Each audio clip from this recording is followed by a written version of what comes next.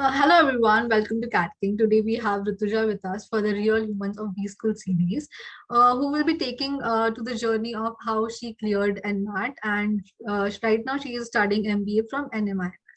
Hi Rituja, how are you doing? I'm good. How are you, Anchal? I'm good too. Rituja, can you just give us brief about your background?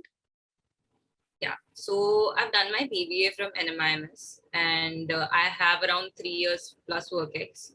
I've been working in the ad tech sector and yeah, that's a bit about me. Okay, so I mean, after having 3 years of work experience, what inclined you towards MBA? Like, why MBA? So doing an MBA was always in the plan. I just wanted to get some work ex before going for an MBA. So that's how it went. Okay.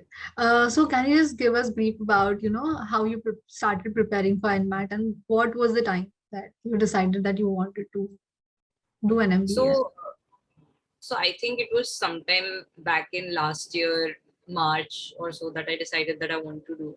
And side by side, I started preparing. Major focus was on CAT preparation only because everyone said that, if you prepare for CAT, NMAT is half covered only. And that is true. So, right at the outset, I don't think anyone should focus only on NMAT because then that you're just restricting yourself to one college.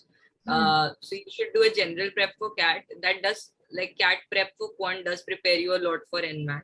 And LR, although it doesn't cover NMAT, but then I think overall CAT prep is such that NMAT LR is a little on the easier side only.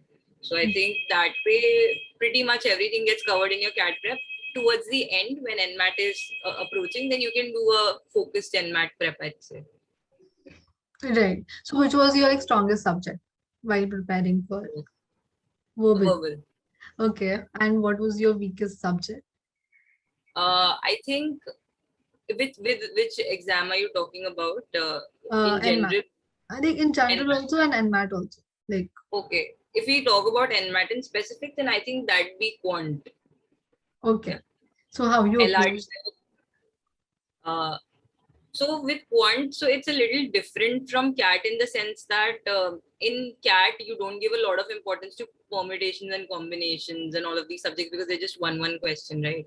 But when it comes to NMAT, you have particular questions allotted. Like in those 36 questions, you have certain number of questions allotted for PNC. I think two questions. So that's and probability. We don't give a lot of importance to that in CAT, right? You majorly focus on arithmetic. So it's not that arithmetic is lost focus here. That is there, but I think I majorly focused on PNC and also DI because DI is a part of quant here. Right. So again, I think that's where I tried to focus I did PNC and probability really well for NMAT, and I think you can study just the concepts mentioned in the NMAT OG, like the type of questions that are there. Don't go into many different type of questions. If you just do those many, I think that should be sufficient for clearing that topic for NMAT. So what topics did you focus on NMAT specifically? Like do you think that CAT and NMAT is different? Like what exactly? Yeah, I think NMAT is a major advantage for those people who think that their quant is not good. Hmm. Because NMAT in a way has 50% weightage to verbal. And now this might seem a little weird to you because 33% each is given to each of the subjects, right? But if you actually see it in the essence of it, it's 50% because 33% is definitely verbal. LRDI, LR, not LRDI, LR is basically half is critical reasoning and the rest half is normal LR, like those input output series and all. So if you see that 50% of it is verbal because half of LR is critical reasoning, right? Okay. So I think it's a very verbal heavy paper, and verbal is my strong point, which is why I got a really good score in NMAT. So I think for all those non-engineers out there who feel like, CAT is too quant heavy Tough. and they Yeah. can't, I think this is one exam they should definitely attempt because this is where they can use their strong point to their advantage. Okay. So this was your first attempt. Yes. Awesome. Can you just give some tips on how to improve your quant or LRDI for like non engineer as you mentioned? I'd say go through the OG very well, solve the entire OG. I solved it twice. So that should help for quant. And LRDI honestly is pretty simple. Like not LRDI again, it's just LR. So Mhm. and again I found it simple because I have good critical reasoning skills. It was my strong point earlier. If someone wants to develop good critical reasoning skills, if they do not have that already, then probably they should go to a GMAT OG if they have that kind of time, because Mhm. GMAT is really good when it comes to critical reasoning. So Right. GMAT has parts: RC, CR.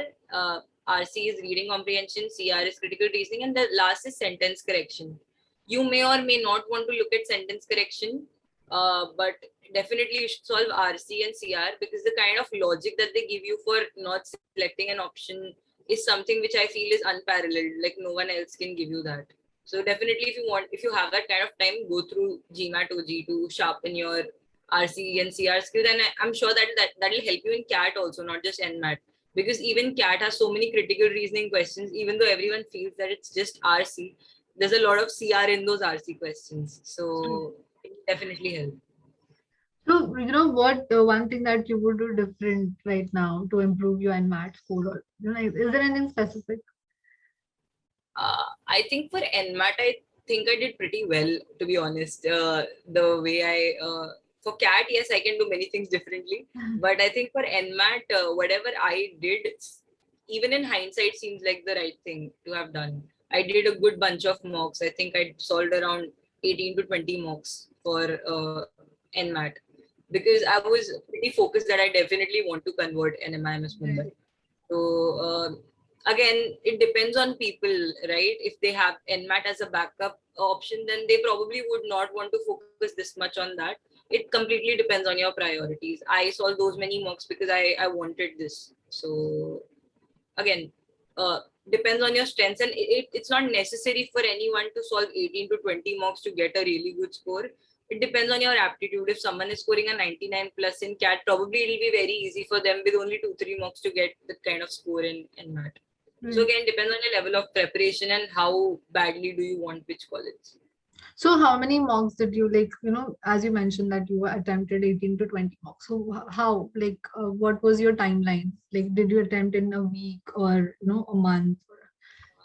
I think I took 2 mocks every week. I think towards the end, I started taking mocks on alternate days. It was really difficult, I know, because you wouldn't get to analyze the other mock. It Right. was sort of a little difficult, but I wanted to, hit a target number of mocks that I had in mind. So I think I'm not really sure, but towards the last 1.5 week or so, alternate days, so that really increased the number of mocks that I did.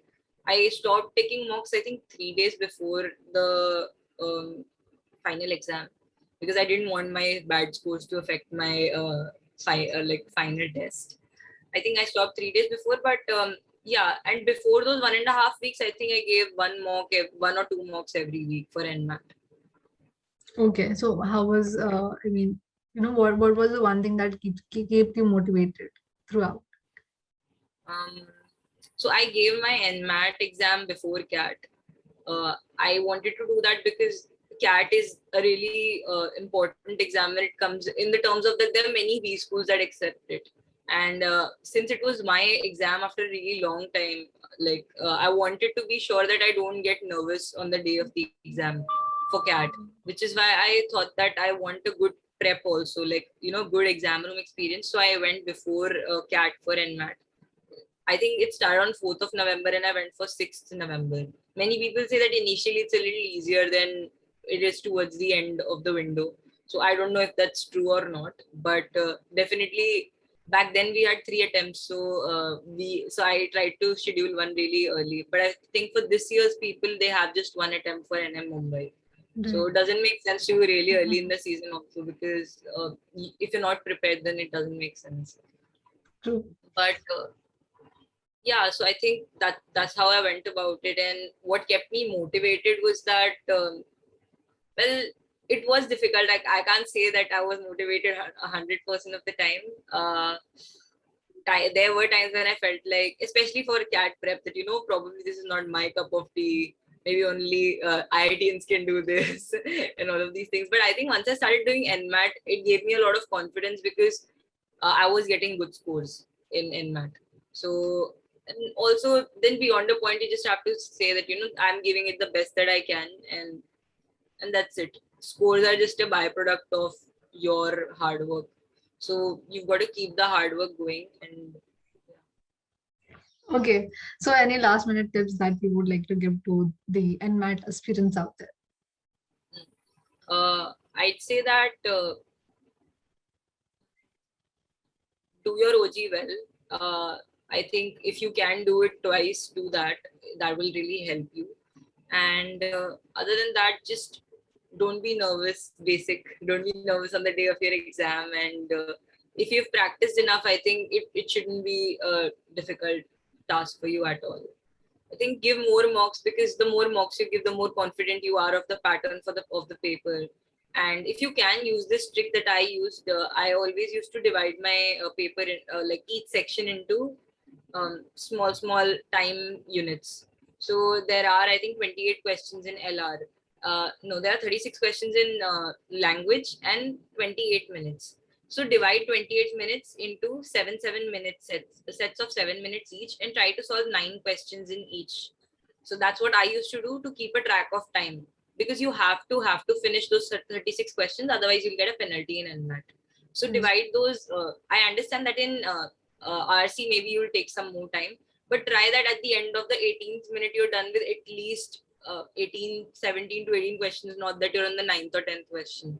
So that'll help you a little bit on time management. Similarly, you can do that for LR, giving 10-minute sets of each to 9 questions. That's how I went about it. So that should help. And okay, amazing. Thank you so much, Rituja, for sharing all your tips and amazing journey. Just comment below whatever questions you guys have. Do share this video, and yeah, that's it. Thank you so much. thank you.